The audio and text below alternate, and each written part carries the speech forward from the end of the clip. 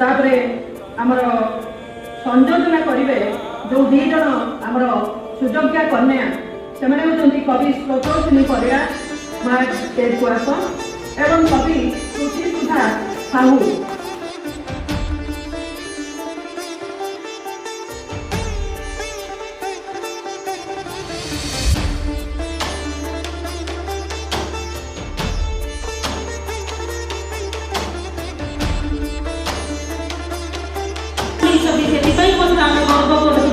तेणु आज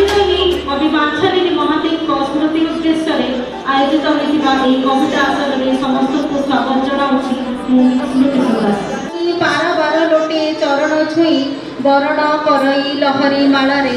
बरण करई लहरी मालारे जसगाथा तार निरते गाई जसगाथा तार